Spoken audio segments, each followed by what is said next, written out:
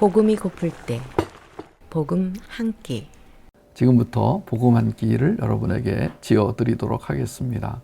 특별한 밥은 아니지만 그러나 매일 먹는 밥이지만 이 밥을 잘 드시고 영적 지각, 역동성 풍성하게 나타나는 시간 경험하시기 바랍니다. 우리가 지금 교재의 45페이지 2번을 하고 있습니다. 2번 베드로전서 1장 4절에 나오는 신의 성품이 의미하는 바는 무엇이냐. 여러분들 쓰신 그 과제를 한 분씩 발표를 하고 제가 설명했으면 좋겠지만 오디오로 들으시는 분들 때문에 그렇게 할 수가 없어서 좀 애석하지만 여러분이 쓰신 거를 제가 지금 말씀드리는 것과 잘 비교하시고 또 보충하셔서 좋은 시간이 되었으면 좋겠습니다. 자, 오늘 저는 제가 준비한 이 신의 성품에 대한 말씀을 전하려고 합니다. 여러분 그 텍스트가 보이나 모르겠습니다. 베드로후서 1장 1절부터 11절을 먼저 읽도록 하겠습니다. 예수 그리스도의 종이며 사도인 시몬 베드로는 우리 하나님과 구주 예수 그리스도의 의를 힘입어 동일하게 보배로운 믿음을 우리와 함께 받은 자들에게 편지하노니 하나님과 우리 주 예수를 알므로 은혜와 평강이 너희에게 더욱 많을지어다.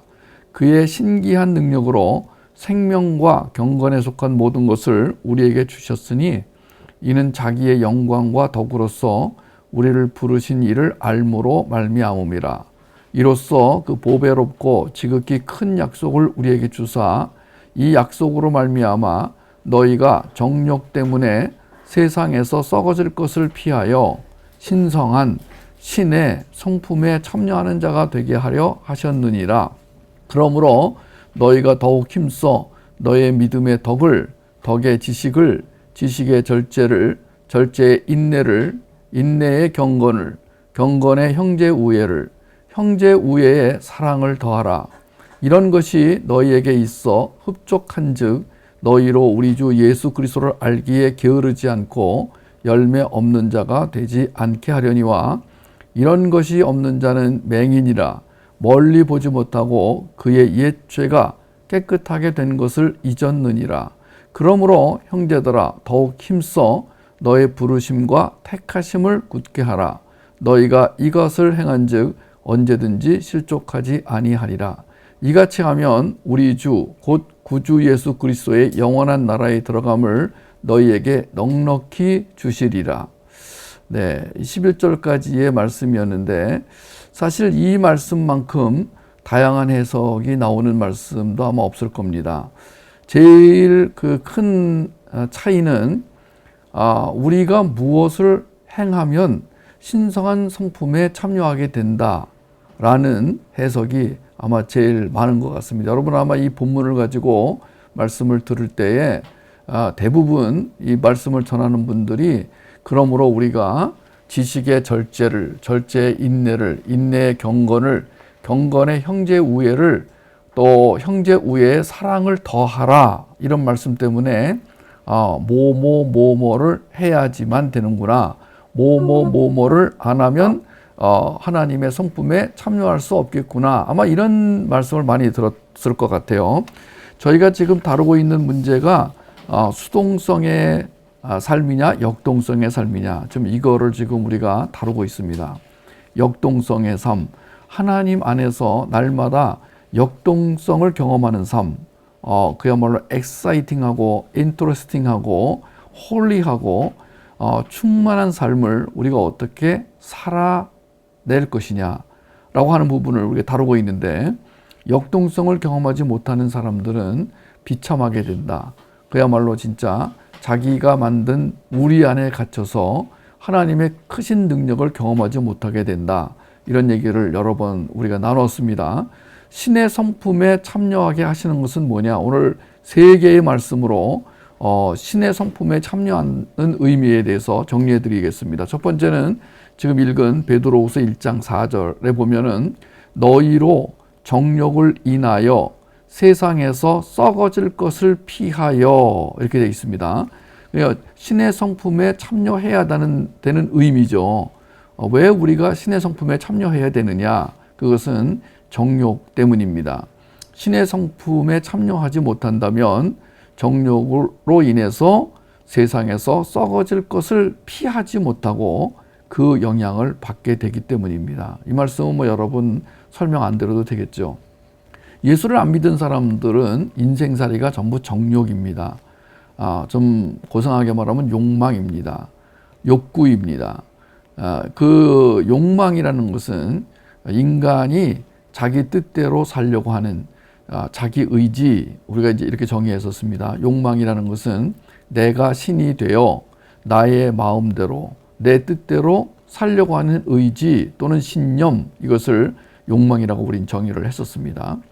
그 욕망을 이루기 위하여 수단 방법을 가리지 않고 상대방을 죽여서라도 나의 목표를 달성하려는 것, 그리고 그러는 과정에서 생기는 그 문제들을, 감정의 문제들, 정서적 문제들을 해결하기 위하여 이제 짜릿한 것을 찾아서 거기에 빠지려는 그 마음, 그것을 우리가 욕망이라고 그랬습니다.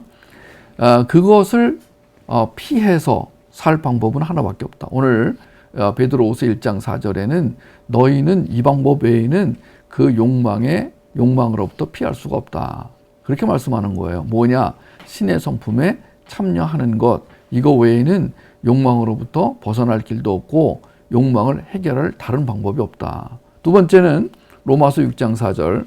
그러므로 우리가 그의 죽으심과 합하여 세례를 받음으로 그와 함께 장사되었나니 이는 아버지의 영광으로 말미암아 그리스도를 죽은 자 가운데서 살리심과 같이 우리로 또한 새 생명 가운데서 행하게 하려 함이니라. 와우. 자, 앞에 수식어가 많이 붙었는데 결국 핵심 문장은 우리로 새 생명 가운데서 행하게. 이 부분이 핵심이죠. 로마서 6장 4절에서 하나님이 원하시는 것은 우리가 새 생명 가운데서 살아가는 것입니다.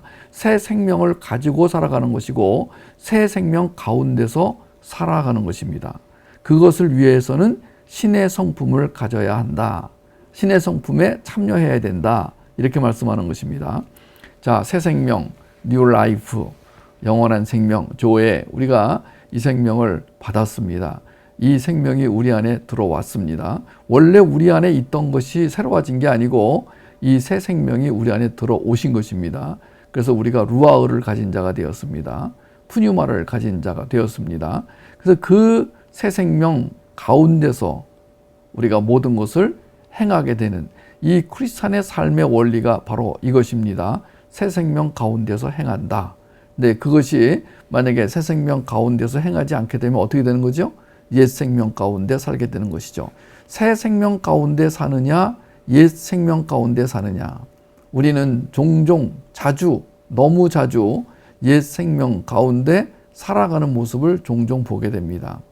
그러면서 자신의 비참한 모습도 함께 보게 되는 것이죠.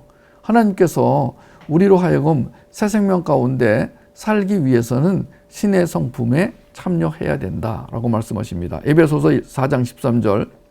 우리가 다 하나님의 아들을 믿는 것과 아는 일에 하나가 되어 온전한 사람을 이루어 그리스도의 장성한 분량이 충만한 데까지 이르리니. 네, 맞습니다. 신의 성품에 참여하지 않는다면 온전한 사람이 될 수가 없습니다. 그리스도의 장성한 분량이 충만한 데까지 이룰 수가 없습니다.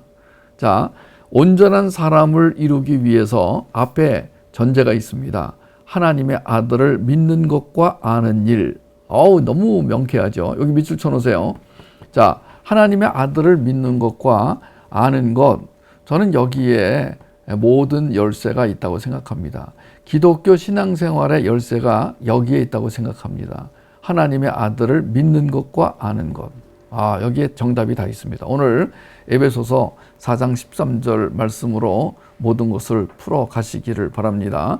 아까 읽었던 로마서 6장 4절에도 그러므로 우리가 그의 죽으심과 합하여 세례를 받음으로 그와 함께 장사되었나니. 자, 요게 전제입니다.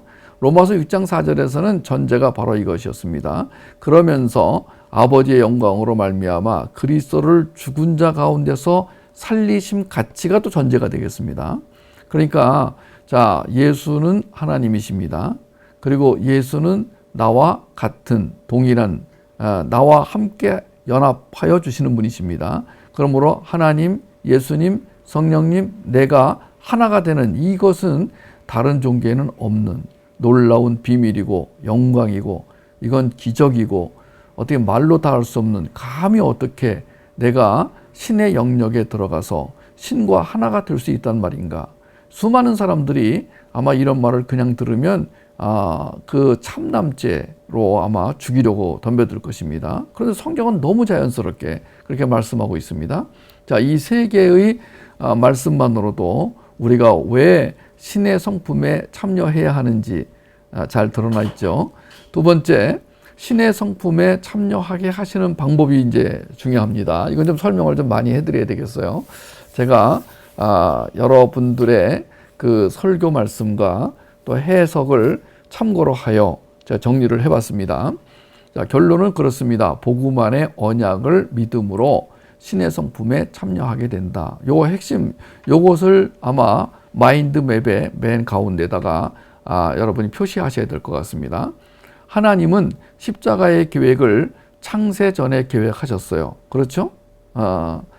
그리고 사람들을 위해, 백성들을 위해 세상 썩어지고 없어질 일들을 피해 신의 성품에 참여하게 하셨습니다.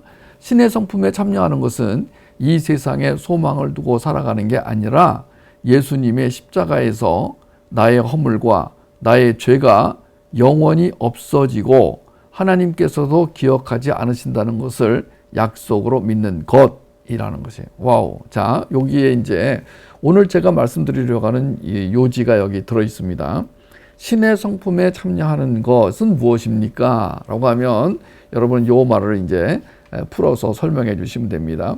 이 세상에 소망을 두고 살아가는 게 아니라 예수님의 십자가에서 나의 허물과 죄가 영원히 없어지고 하나님조차도 그 나의 허물과 죄를 기억하지 않으신다는 것을 약속으로 믿는 것. 와우, 여러분 생각했던 거하고 다르죠? 신의 성품에 참여하는 것이 이런 거란 말이야? 아니, 이거 맨날 이거 듣던 얘기 아니야? 예, 그렇습니다. 이 말씀, 이 단순한 말씀을 믿는 것이 신의 성품에 참여한다는 것입니다. 이것은 우리가 신의 성품대로 살려고 노력하는 게 아니라 하나님의 성품에 참여하기만 하면 된다는 것입니다. 자, 다시 말할게요. 참여하는 것과 내가 무엇을 하는 것과는 다르다는 뜻입니다. 참여하기만 하면 되나요? Yes. 정말이요? Yes. 아니, 이렇게 쉬운 게 어디 있어요? 네, 그렇습니다. 그래서 우리가 그것을 은혜라고 하는 것입니다. 복음이 은혜라고 하는 이유가 바로 그렇습니다. 많은 사람들이 구원받은 사람은 이전의 삶과 달라야 한다고 말들을 합니다. 그 이전의 삶이라는 게 예수를 믿기 전의 삶을 말하는 거죠. 예수를 믿는다면 삶의 모습이 달라져야 한다는 것인데 그것은 맞기도 하고 틀리기도 합니다. 세상 사람들이 말하는 달라져야 한다는 의미는 대개 도덕적이고 윤리적인 삶의 모습을 말합니다. 그러나 그것은 신앙이 아니죠. 인간이 가져야 할 덕목 중 하나일 뿐입니다. 그런 모습은 우리 기독교 신앙이 아니어도 다른 종교, 일반 무신론자들도 가능한 것이기 때문입니다.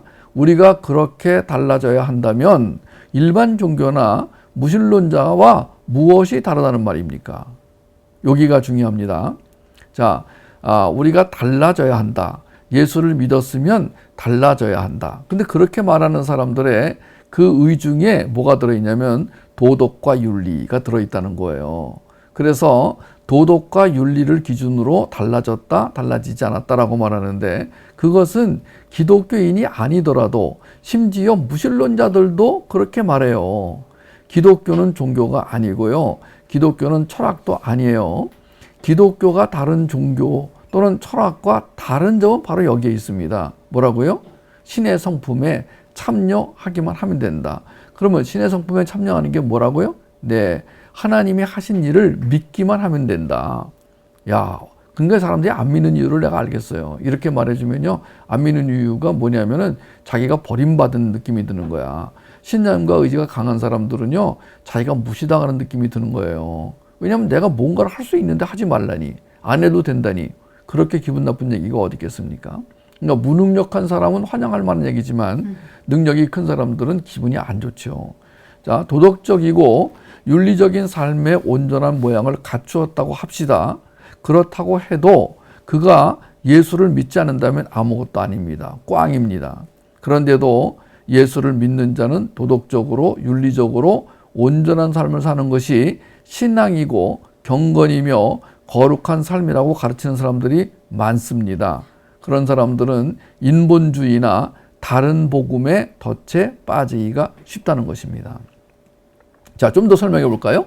신의 성품대로 살 수 있는 사람은 이 세상에 한 사람도 없습니다. 그러니까 신의 성품으로 살아봅시다 라고 하면은 불가능한 일을 말하는 거예요.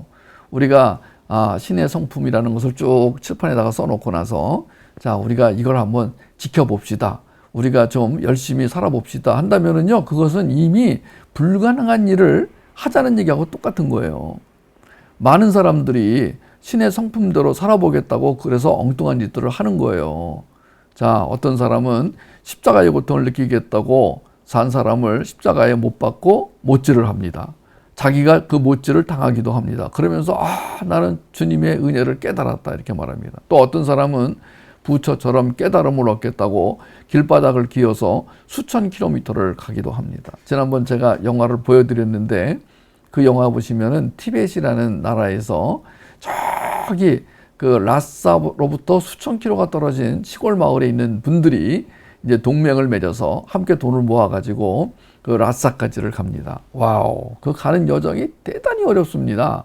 그 먼 길을 정말 한 달여에 걸쳐서 같이 길을 가다가 길에서 밥을 먹기도 하고 또 가다가 애를 낳는 분도 있어요. 어떤 여자는 애를 낳더라고요, 중간에. 그래서 그 애를 또 동네 병원에 가서 받아 갖고 와가지고 또 애를 포대기에 싸가지고 얼마 동안은 그 신부는 이제 좀 면제해 주더라고요. 산모는. 근데 조금 있다가 이제 애가 좀 커지니까 그 산모조차도 애 업은 채로 또 이제 오체투지라고 그래서 이제 그 길바닥에다가 온몸을 던져가지고 하는데, 관절염, 신경통. 우리 어저께 부산에서 최영덕 간사의 그 간증을 들었는데, 관절염, 신경통 때문에 꼼짝 못하고 누워있다가 이제 기도하는 중에 그게 나아가지고 그때 처음으로 하나님의 기적을 경험했다. 이런 간증을 들었습니다. 여러분, 그 신경통, 관절염 환자가 겪는 고통이 얼마나 큰지 아십니까? 아마 수천 킬로를 오체투지를 하면서 갔다 오면요, 평생 그 신경통 관절염에 시달리지 않을까, 저는 그렇게 생각하는데 어떤지 모르겠습니다. 또 어떤 사람은 평생 동안 몸을 씻지 않는데요. 또 어떤 사람은 태양이 내리쬐는 곳에 앉아 수행을 하는데 머리카락과 수염을 칼로 자르면 안 된다고 손으로 뽑아낸대요. 또 어떤 사람은 하나님과 결혼했다고 별실에 갇혀서 평생 죽을 날만 거기서 기다리는데요. 와우, 별의별 사람들이 신의 성품대로 산다고 요상한 법을 만들어 놨어요. 제가 어저께도 어떤 미국 드라마를 봤는데 거기에서 미국 드라마가 아니라 덴마크에서 만든 그 드라마였네요. 그 형사가 나오는 드라마였는데 거기 범죄자가 이제 그 두 아이를 유괴해가지고 몸값을 이제 요구하면서 드라마가 전개가 됩니다. 그래서 이제 이 형사가 그 범인을 찾아 나서는 이야기인데 너무 잘 만들어가지고 제가 재밌게 봤습니다만은, 근데 거기도 뭐가 나오냐면 이제 소위 유사 기독교가 나옵니다. 기독교 같은데 기독교가 아닌, 대개 유사 기독교나 또는 이단 기독교나 사이비 기독교의 특징이 뭐냐면은 교주가 하나 있어요. 그럼 교주가 이제 어떤 행동 강령들을 정합니다. 그 행동 강령을 목숨을 바쳐 지키는 그것이 이제 유사 기독교의 특징 중에 하나예요. 근데 정통 기독교 안에도 그런 사람들이 있습니다. 행동 강령을 정해놓고 그것을 지켜야만 신의 성품에 참여한다고 가르치는 분들이 있어요. 아마 이번에 미국에서 대법관으로 지명받은 분도 그 청년 때 그런 유사 기독교 단체에 들어가서 활동을 했다. 지금 그게 가디언지에 의해서 이제 폭로가 됐는데, 미국 상원에서는 문제 삼지 않겠다. 종교, 개인의 종교는 문제 삼지 않겠다라고 이제 발표했더라고요. 자, 저는요, 오늘 뭘 말씀드리고 싶으냐면은, 여러분, 복음과 복음이 아닌 것을 잘 구별하셔야 됩니다. 그러면 복음은 뭐냐? 신의 성품에 참여하는 것입니다. 복음이 아닌 것은 무엇이냐? 성품대로 살려고 하는 것, 성품대로 사는 것을 말합니다. 자, 이 두 가지를 분별만 잘해도 미친 짓들을 하지 않게 됩니다. 분별 못하고 하나님 말씀을 잘못 알아들으면 소위 미친 짓들을 하게 됩니다. 위에 말한 그거하고 별 차이 없는 행동을 합니다. 난 그렇게는 안 살아. 나는 하나님의 율법에 따라 경건하게 살려고 노력하지, 뭐 수천 킬로를 옷에 투지를 하고, 뭐 머리카락을 뭐 손으로 뽑고 그런 거 안 해. 똑같아요.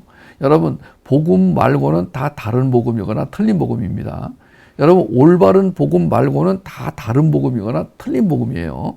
그러니까 우리는 올바른 복음이 무엇인가를 알아야 됩니다. 자, 성경은 모든 사람에게 주어지고 해당되는 게 아니에요. 하나님의 백성들에게만 주어진 하나님의 언약입니다. 그래서 성경에 있는 복음은 하나님의 백성만이 알아들을 수 있고 볼 수가 있습니다.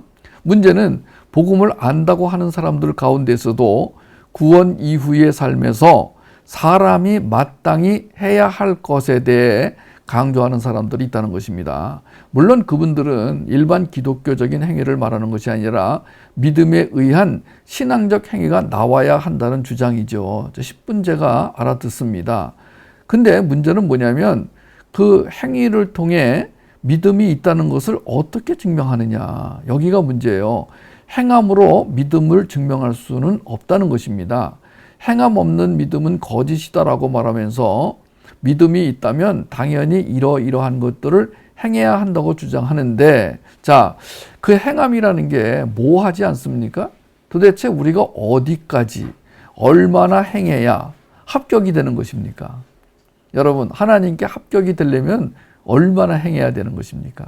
여러분, 한번 그 하나님이 여기까지 행하면 합격이라고 할 것 같은 걸 한번 써보십시오. 여러분, 오늘 이 복음 한 끼를 먹고 마인드맵을 그릴 때 저 한쪽에다가 잘못 생각하는 다른 복음 내용을 쭉 적으십시오. 그들은 하나님이 이렇게 하면은 합격이라고 말할 것 같다. 말할 것이라고 믿는다. 이걸 한번 여러분 그들의 입장에서 한번 한 4-5가지라도 정리해 보세요. 아마 성경을 50독은 해야 하나님이 합격이라고 말할 것 같다. 아마 그 특별 새벽 기도회를 한 10번은 참석해야 하나님이 합격이라고 하실 것 같다. 11조를 한 번도 떼어먹지 않아야, 아니 한 번 정도는 떼어먹을 수 있지만 99%는 예수 믿고 나서 11조는 꼭 내야 합격이라고 하실 것 같다. 이런 식으로 한번 써보세요. 애매모호하지 않습니까, 여러분? 만약에 그런 규정, 계명, 율법, 규례, 규칙 이런 걸 정해놓고요. 거기서 하나만이라도 어기면 다 어기는 것이니까 지옥 가는 거예요. 여러분, 구약의 율법이든 뭐 그 이후에 어떤 경건한 지도자가, 영적 지도자가 만들어 놓은 규칙이든지 그것을 어기면 그건 지옥 가는 거예요. 그게 규칙의 법칙, 율법의 법칙이에요. 그러니까 자, 우리가 이제 행함을 강조하는 사람들에게 물어볼 필요가 있습니다. 어디까지 행해야 할까요? 그러면 나한테 묻지 말고 행하십시오. 아마 그럴 거예요. 자, 그러니까 우리는 이 행함이 있어야 된다고 우리 믿습니다. 행함이 없는 믿음은 거짓 믿음이다. 맞습니다. 죽은 믿음이다. 맞습니다. 그런데 그 행함이 내가 행해야 하는 행함이 아니라 이미 예수님이 십자가에서 행하신 일 하면 이건 완전히 달라지는 거예요. 그 행함이라는 단어는 똑같은데 그 행함이라는 것이 뭐냐에 따라서 우리 삶의 그 형태가 달라지는 거예요. 한 사람은 예수 그리스도가 하신 일에 초점을 맞추고 그 예수님이 하신 일을 내 것으로 받아들이면, 내가 그 말씀을 내 것으로 믿으면 된다라고 생각하는 사람과, 또 한 사람은 계속 내가 무엇을 해야만 하나님께 합격, 인정받을 수 있다고 생각하는 사람과 사는 모양이 완전히 다른 거예요. 자, 우리는 그리스도와 함께 죽고 그리스도와 함께 산 자들이잖아요. 거기에서 나오는 행함이라는 것은 예수님이 십자가에서 죽으시고 이루신 그 일, 그 공로를 믿는 것, 이것이 우리가 지금 알고 있는 믿음의 근거, 또 이 신의 성품에 참여하는 근거라고 제가 오늘 말씀드리고 싶은 것이에요. 그것이 순종이고 열매라는 것을 여러분에게 말씀드리고 싶은 거예요. 그러니까 믿음이 곧 행함이라는 것, 그러니까 믿는 것이 행한다는 것, 그러니까 이 믿는다는 것과 행한다는 것은 따로 별개의 것이 아니고 둘이 하나라는 거예요. 믿음이 있다면 고백이 따라와야 되는데 그 고백, 무슨 고백이죠? 네, 저는 주님이 이미 저를 위해 행하신 일을 믿습니다. 그게 그 고백이 바로 행함이라는 거예요. 그러니까 하나님의 언약이 들어있는 것을 복음이라고 하잖아요. 그 복음 안에 언약이 들어있잖아요. 하나님의 언약이. 근데 하나님의 언약은 무슨 언약이라고 그랬어요? 전부 다 일방적 언약, 즉 편무 언약이라고 그랬습니다. 이 편무라는 것은 한쪽만 행하는 거예요. 그러니까 이 언약은 계약 같은 경우는 당사자가 같이 해야 돼요. 계약이라는 것은 갑과 을 사이에, A와 B 사이에 서로 자기 의무를 다해야 계약이 성립되는 거예요. 만약에 둘 중에 하나가 그 계약대로 하지 않으면 계약은 무효되는 거예요. 그러면 이제 만약에 을이 그 계약을 안 지키면 갑이 그 모든 걸 다 가져갈 수 있는 거예요. A와 B 중에서 B가 언약을 안 지키면, 계약을 안 지키면 A가 다 그것을 몰수해 갈 수 있는 거예요. 그걸 공증하는 거예요, 사람들은. 그러니까 전부 다 쌍방간의 그 의무를 행해야 되는 거예요. 근데 하나님의 언약은 이상해요. 모든 인간의 언약은 쌍방간 의무를 규정하고 있는데 하나님이 하실 일만 정해놓으신 거예요, 거기다가. 그래서 그거를 편무 언약이라고 한다고 그랬어요. 그래 놓고 하나님이 그 언약대로 모든 걸 다 이루셨어요. 어디서 이루셨어요? 묵시 속에서. 그러니까 우리는 그 묵시 속에 들어가 봤더니만 이게 뭐야? 하나님이 다 행해 놓으신 거예요. 다 이뤄 놓으신 거예요. 그래서 묵시 속에 들어가는 사람만이 감사할 수 있는 거예요. 묵시 속에서 하나님이 이루신 것을 보는 사람이 그때 마음을 놓는 거예요. 여러분, 오늘 우리가 이제 이 믿음이라고 하는 것, 하나님이 하신 일을 믿는 것, 하나님이 나를 위해서 이미 이루어 놓으신 것을 믿는 것, 그 믿음이 바로 연합이고 믿음이 행함이다. 그러니까 주님이 내 안에서 이루어 가시는 삶, 그것이 신의 성품에 참여하는 것이고 거기서 영적 지각과 역동성이 나온다는 것입니다. 거기서 영적 지각과 역동성이 나온다는 거예요. 미가서 7장 18절 볼까요? 주와 같은 신이 어디 있으리이까? 주께서는 죄악을 사유하시며 그 기업에 남은 자의 허물을 넘기시며 인애를 기뻐하심으로 노를 항상 품지 아니하시나이다. 자, 다른 종교들은, 세상에 있는 모든 종교는 그 종교의 창시자는 죄악을 사유한다, 이런 거 없습니다. 죄악을 왜 사유합니까? 또 사람들의 죄악을 대신 짊어진다든지 또는 죄를 없애버린다든지 이런 얘기를 한 종교 창시자가 없습니다. 모든 종교는 각자가 자기의 죄를 자기가 사함받는 어떤 행위를 해야 됩니다. 자기의 죄악을 자기가 없애야 그 죄악이 없어집니다. 그래서 사람들은 종교 창시자가, 종교 지도자가 하라는 대로 해야 합니다. 대부분 남들보다 물질이나 소산물을 더 갖다 바쳐야 됩니다. 모든 종교는 갖다 바치고 계율을 지키는 데서 완전해진다고 가르치고 있습니다. 그러나 성경은 그와 반대로 말합니다. 미가서 7장 19절 같이 읽겠습니다. 다시 우리를 긍휼히 여기셔서 우리의 죄악을 발로 밟으시고 우리의 일부분의 죄의 일부분을 아니고요, 모든 죄를 깊은 바다에 던지시리이다. 자, 하나님께서는 우리의 죄를 다 처리하실 수 있으세요. 근데 그 죄를 처리하는 대가를 우리에게 요구하지 않으시고요, 은혜로 값없이 처리해 주신다는 거예요. 절대 우리가 어떤 대가를 치르는 것을 원하지 않으세요. 조금도 원하지 않으세요. 대가를 치르려고 하는 기독교인들을 미워하세요.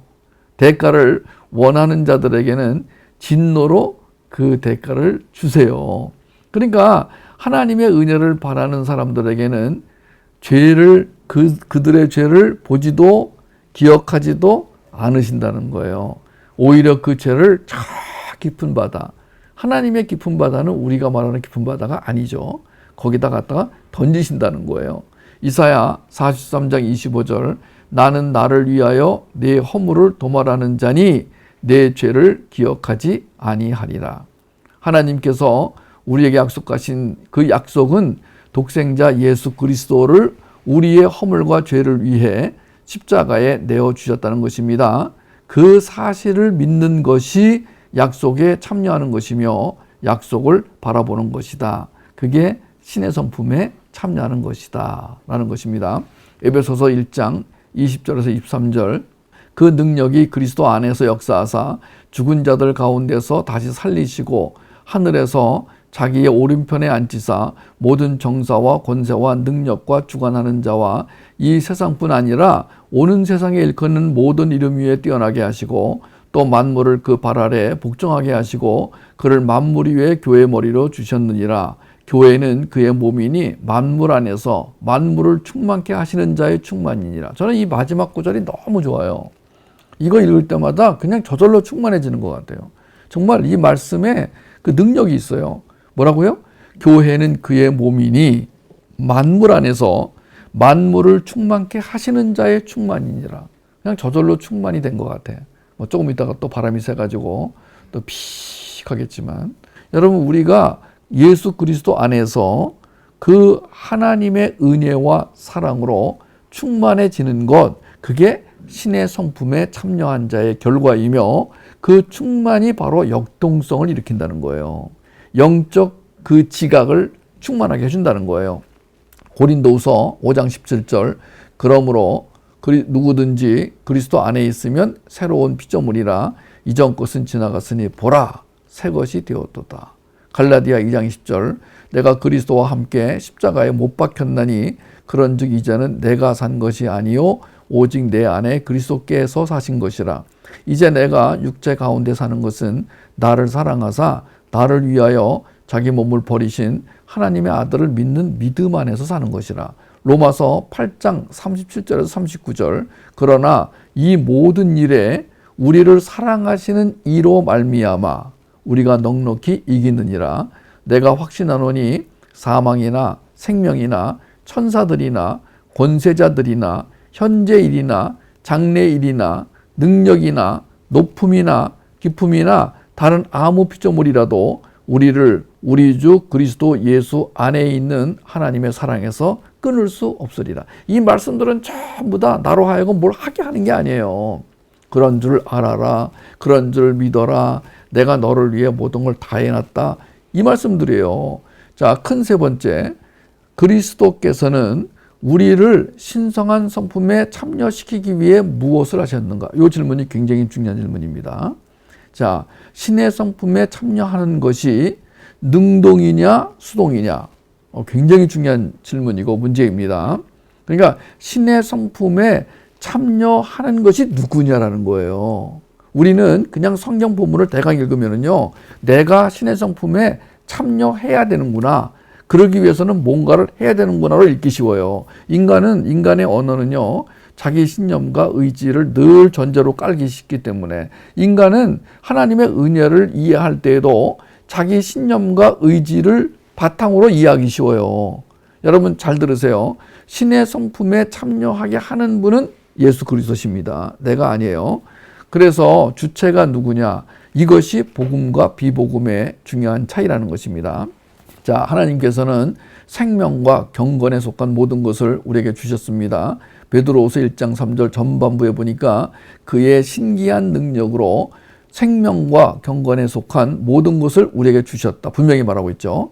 여기 신기한 능력, 신령한 능력이라는 것이 원래 전능하신 하나님의 신적 능력을 말합니다. 즉 신에 속한 능력을 말합니다. 사람에게는 없는 능력을 말합니다. 그런데 이 하나님의 능력이 그리스도에게 나타났습니다.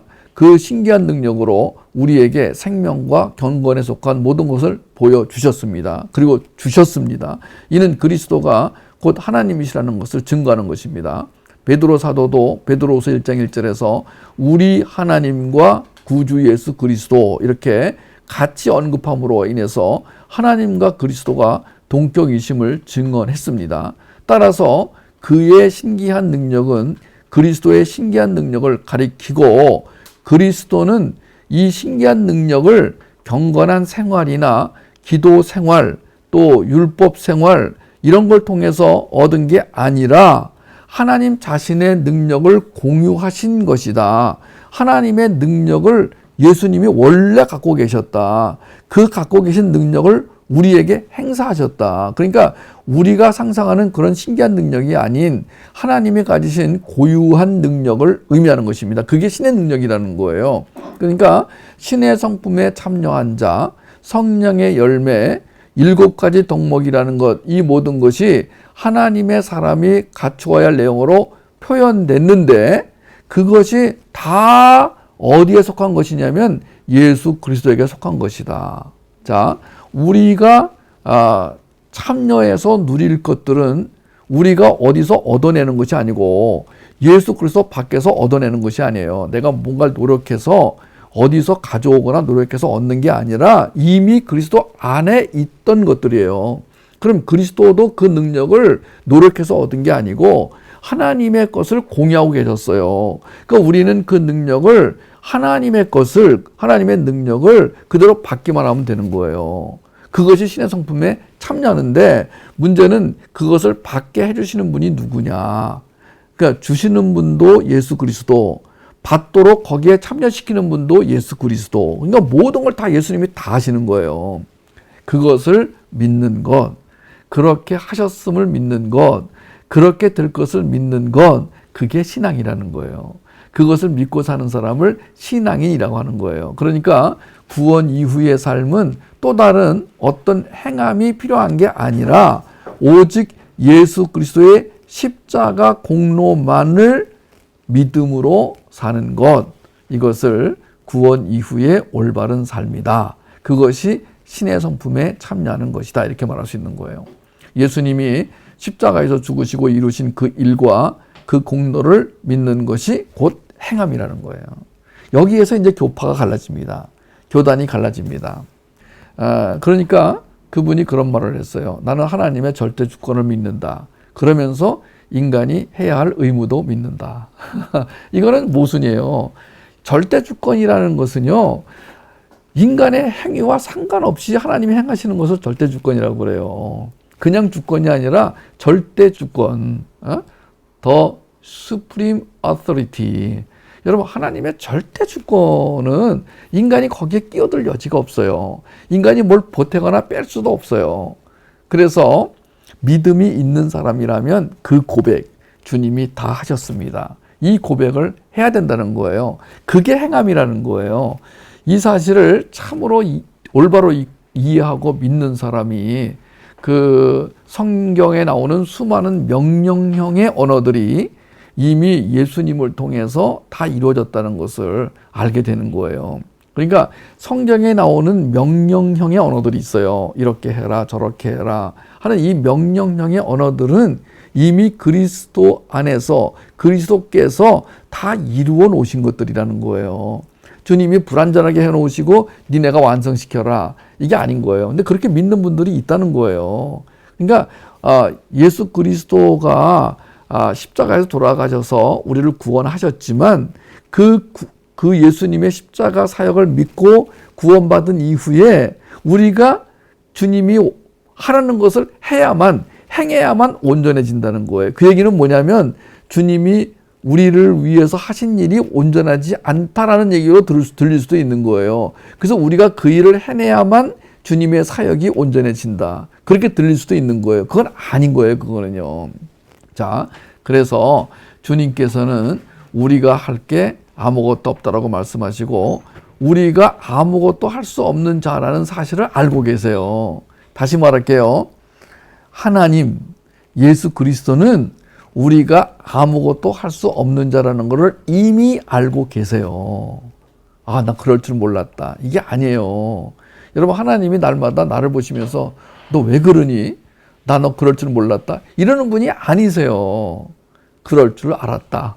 그럴 줄 알고 이렇게 되는 거예요. 여러분, 하나님께서 우리에게 실망했다. 이런 말 안 하세요. 실망할 건더기도 없어요. 여러분, 진짜 아니 자녀가 지금 병이 아파서 지금 밥도 못 먹고 누워 있는데 그 자녀한테, 어린 자녀한테 뭐 집안 청소를 해라, 물을 길어 와라, 뭐 시험을 잘 봐라, 이런 얘기를 할 부모가 어딨냐고요. 예수 그리스도께서는 어떤 요구나 기대나 바램을 갖지 않으신다. 오직 예수 그리스도께서 십자가에서 다 이루신 그 믿음, 그것을 믿는 것, 그것을 인정하신다. 그러나 이 믿음은 아무나 가질 수가 없다. 와우. 여러분, 믿음 하니까 믿으면 되는 거예요? 그럼 믿을게요. 여러분, 이 믿음이요, 그렇게 내가 신념과 의지로 생각으로 믿어지는 게 아니에요. 이 믿음은 하나님이 주시는 선물이기 때문에 하나님으로부터 선물을 받은 자들만 이 믿음을 행할 수 있어요. 믿음대로 살 수 있어요. 그러니까 자, 다시 말하면은 하나님은 자기 백성을 위하여 모든 것을 다 해놓으셨어요. 죄로부터의 구원을 다 이루어 놓으셨어요. 그리고 구원 이후에 풍성한 삶도 다 이루어 놓으셨어요. 우리는 그 이루어 놓으신 것을 믿는데 그 믿음이 알고 봤더니 하나님이 주신 선물이더라. 그러니까 계획하신 분도 하나님이시오, 행하신 분도 하나님이시오, 믿게 하신 분도 하나님이시오. 자, 내가 뭘 말하겠어요? 입이 10개라도 할 말이 없습니다. 그렇다면 오늘 나는 믿어지는 게 그저 감사할 뿐입니다. 하나님이 하신 것을 믿어지는 게 감사할 뿐입니다. 그럼 어떻게 됩니까? 주님, 저는 아무것도 아닙니다. 저는 nothing입니다. 저는 하나님이 하신 일 위에는 저는 그것을 보고 감사하는 일밖에 할 게 없습니다. 이제 하나님이 저를 통해서 하시고자 하는 일을 하십시오. 하나님, 저를 통해 하시고자 하는 일을 마음껏 하세요. 이게 순종이라는 거예요. 복음은 하나님이 예수 그리스도를 이 세상에 보내셔서 우리의 죄를 사하시고 하나님의 형상을 회복시키기 위해 이루신 구속 역사, 또 하나님 예수 그리스도의 그 구속 행위 전체를 복음이라고 말합니다. 줄여서 말하면 예수 그리스도 자신이 복음이십니다. 그 예수께서 이루신 복음의 내용과 의미, 그리고 그 사실이 나에게 온전히 적용되는 것을 알게 될 때 우리는 신의 성품에 참여하게 되었다. 이렇게 말하는 거예요. 네 번째, 그래서 이제 우리가 이 복음을 아는 것이 신의 성품에 참여하는 것이다라는 결론에 이르게 됩니다. 복음을 아는 것이 신의 성품에 참여하는 것이다. 자, 오늘 베드로후서 1장 4절에서 그 보배롭고 지극 큰 약속을 우리에게 주셔서라는 말씀이 있었죠. 여기서 약속, 그 약속은 복음을 의미합니다. 실제적으로 약속이란 말과 복음이란 말은 동일 어원에서 나왔다고 합니다. 복음을 아는 것은 복음을 듣는 데서 시작이 된다. 로마서 10장 17절. 그죠? 다 같이 읽으십시다. 그러므로 믿음은 들음에서 나며 들음은 그리스도의 말씀으로 말미암았느니라. 그렇죠? 예, 복음을 안다는 것은 복음을 듣는다는 것입니다. 복음을 듣는다는 것은 그 말씀, 복음이 들어있는 말씀을 듣는다는 것입니다. 오늘 1절에서 우리가 보배로운 믿음을 가지게 된 근거가 바로 예수님께서 이루신 의, 그 말씀을 아까 우리가 읽었잖아요. 자, 이 사실을 믿고 알 때 예수님께서 하나님 앞에서 이루신 의와 동일한 수준, 그 동일한 내용의 의가 믿는 자에게 주어진다는 것을 알 수 있습니다. 그러니까 하나님의 선물인 그 믿음을 올바로 행사할 때 그에게는 하나님의 의가 주어지게 되는 것입니다. 이로써 하나님께서 우리에게 구원을 이제 허락하시는 그 증거가 뭐냐? 너는 이제 의인이다. 그것을 이신칭이라고 하는 것입니다. 오직 의인은 믿음으로 말미암아 살리라. 이것이 루터가 종교 개혁을 할 때 외쳤던 말씀이죠. 자, 오늘 마지막으로 오늘 복음 한 끼에 마지막 주제는 하나님과 예수 그리스도 성령님의 역사하심을 경험하는 것, 그것이 신의 성품에 참여하는 것이다. 경험하는 것.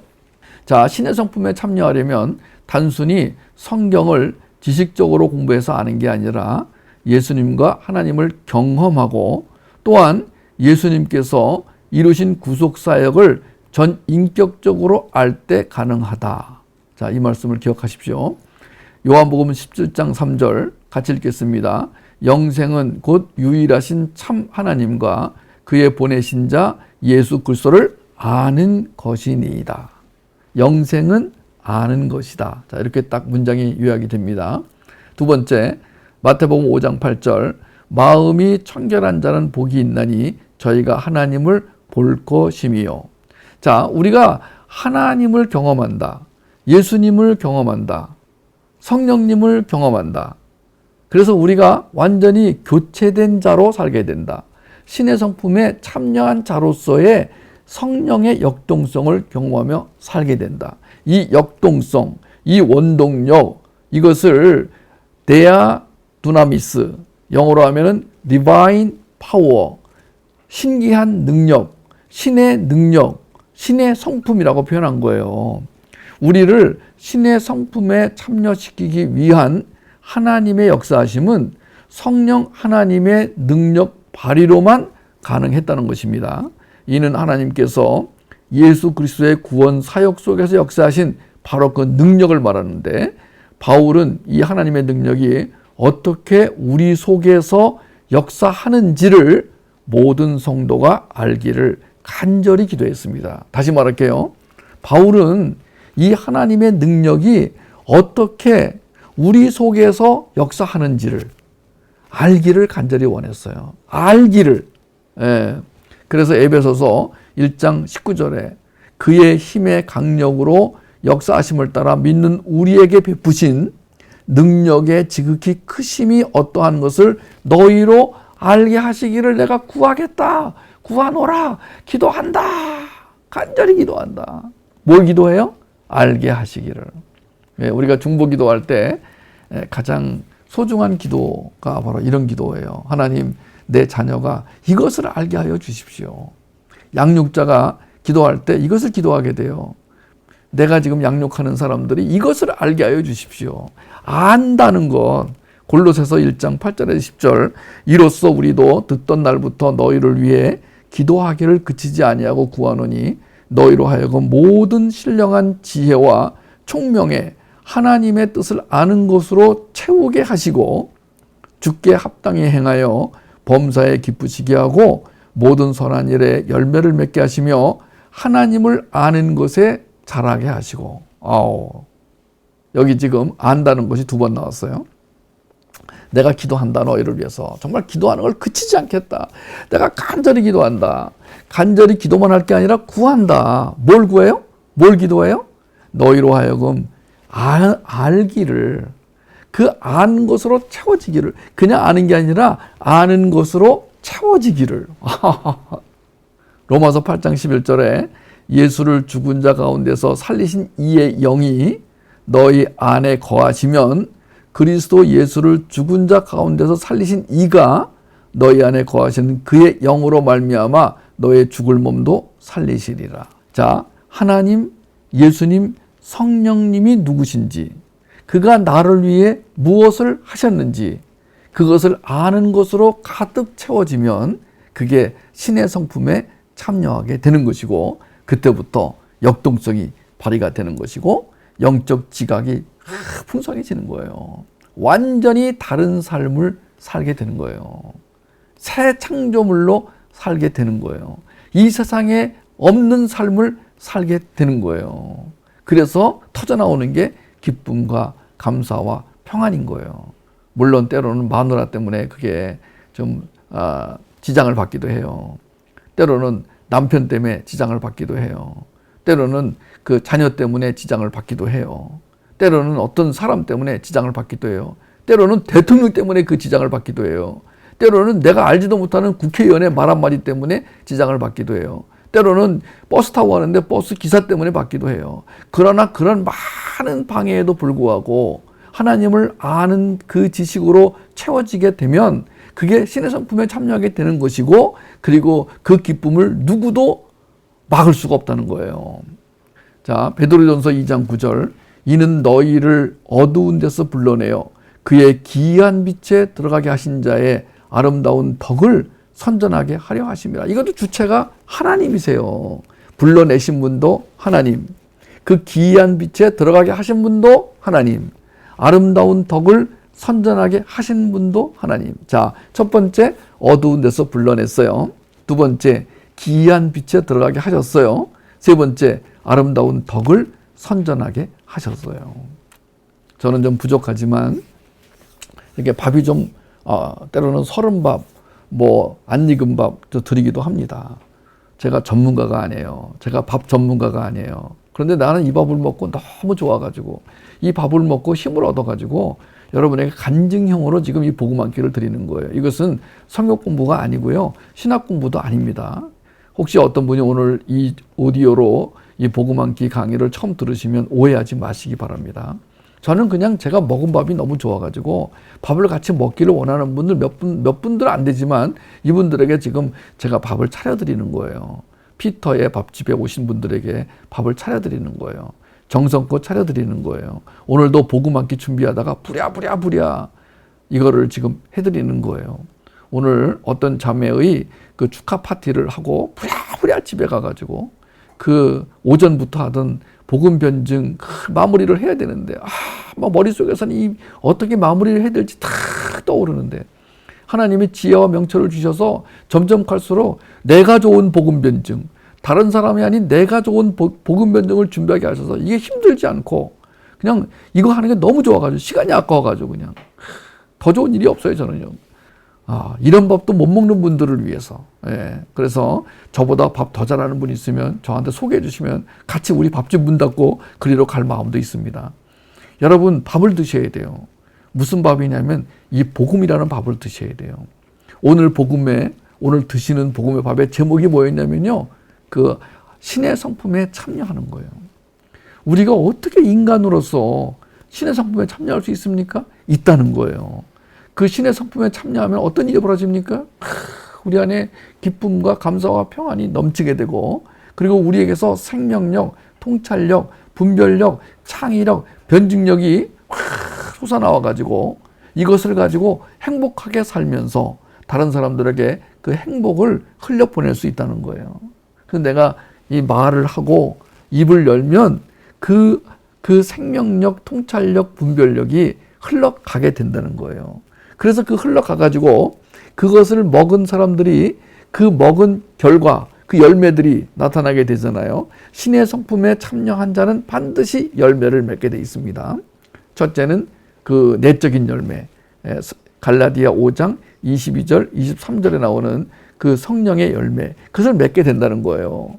그 성경에 약속된 수많은 열매들을 맺게 된다는 거예요. 그걸 바라보면서 저게 나한테서 흘러간 결과네. 자, 흘러간 거예요. 내가 준 게 아니라 흘러간 거예요.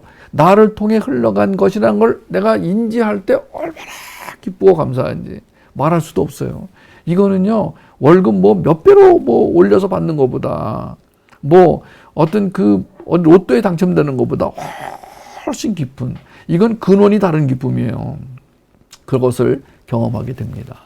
그냥 내 안에서 이 역동성이 그냥 내 안에서 충만해져요. 충만하다는 이 말 여러분 잘 들으세요. 충만해진다, 충만하다, 충만해졌다. 여러분 이 충만이라는 단어를 오늘 잘 기억하시고, 오늘 여러분들 이 복음 한 끼를 드시고 나서 여러분의 그 내면 안에 이 예수님의 그 능력으로, 사랑으로, 은혜로 충만해지기를 바랍니다. 고린도후서 4장 6절 다 같이 읽겠습니다. 어두운 데서 빛이 비추리라 하시던 그 하나님께서 예수 그리스도의 얼굴에 있는 하나님의 영광을 아는 빛을 우리 마음에 비추셨느니라. 아멘. 와, 우리가 어떻게 하나님을 압니까? 아니, 인간이 어떻게 신을 알아요? 그래서 이 불신자들이요, 무신론자들이요, 기독교인을 굉장히 우습게 생각을 해요. 우리가 하나님을 안다 그러면은요, 굉장히 이상하게 생각하는 게 아니라 우습게 생각을 해요. 말도 안 된다고. 그러나 우리는 알고 있습니다. 알고 있는데도 죄를 짓습니다. 알고 있는데도 도덕적으로 결함이 있습니다. 알고 있는데도 윤리적으로 문제가 있습니다. 괜찮아요. 여러분, 이 괜찮다는 것은 계속 문제 있게 살자는 것이 아니라요. 우리가 연약한 부분이 있어요. 우리 안에 죄성이 있어요. 우리 안에 육의 습성이 있어요. 그것이 나로 하여금 틈만 주면, 기회만 주면 나를 연약하게 만들고 문제 있는 삶을 살게 만들어요. 그러나 그럼에도 불구하고 하나님의 언약은 요만큼도 손상을 입지 않습니다. 하나님이 우리에게 주신 그 선물은 요만큼도 손상을 입지 않습니다. 하나님이 우리에게 약속하신 것들은 하나도 변개되지 않습니다. 만약에 우리가 우리 죄를 자백하면, 아니 자백하지 않더라도 그 죄를 먼 바다에 이미 던져버리셨다. 던질 것이다가 아니라 이미 던져버리셨다. 여러분, 그래서 우리는 오늘 기도합니다. 하나님, 제가 신의 성품에 참여하는 자가 되고 싶습니다. 하나님이 하신 일을 내가 믿고 싶습니다. 믿어지게 하여 주십시오. 이 믿음이 하나님의 선물이기 때문에 저는 하나님께 이 선물을 받아 주님이 나를 위해 하신 그 일을 믿고 싶습니다. 그리고 그 믿음 안으로 쑥 들어가서 바로 그 믿음 안에서 살고 싶습니다. 그러면 하나님께서 나를 통해 나타내실 그 어마어마한 영광의 삶, 은혜의 삶, 그 삶이 나를 통해서 내 이웃에게 흘러가게 하실 것을 믿습니다. 이 땅을 사는 동안 그렇게 사는 것이 천국을 사는 것이며, 그렇게 사는 것이 신의 영역에 들어가서 사는 것임을 알고 있습니다. 하나님, 우리로 하여금 하나님의 영역에 들어가게 하시고, 하나님이 누구신지를 알게 하시고, 하나님의 영광을 보게 하시고, 그 영광을 아는 빛을 우리 마음에 비춰주신 것 감사하고, 아예 우리 마음을 통째로 지성소가 되게 하여 주셔서 너무너무 감사합니다. 우리가 어느 순간 지성소가 아니라 또 개똥으로 충만한 그런 어떤 마음이 되어 있을 때, 또 지성소 예배를 통해서 개똥이 다 치워지고 다시 또 하나님의 영광의 빛이 쫙 들어차는 것을 경험합니다. 또 조금만 또 신경 안 쓰면 또 개똥이 또 들어차가지고 똥 냄새가 나는데, 또 어느 순간 우리가 주님께 나가서 예배 드리면 다시 이게 다 개똥이 치워지고 또 하나님의 영광의 빛으로 충만해지고, 여러분, 우리가 이걸 계속 경험하면서 계속 주님 앞으로 나아갑니다. 자라갑니다. 온전해집니다. 이 역사 속에서는 그렇게 자라가고 성장하고 온전해집니다. 그런데 우리가 묵시 속에 들어가 봤더니 이미 우리가 그렇게 온전한 자로 세워져 있음을 보게 됩니다. 그러면서 거기서 다시 또 찬양이 터져 나옵니다. 하나님이 다 하셨습니다. 이 모든 것은 다 하나님의 은혜입니다. 우리가 오늘도 이 고백을 할 수 있게 되기를 간절히 원합니다.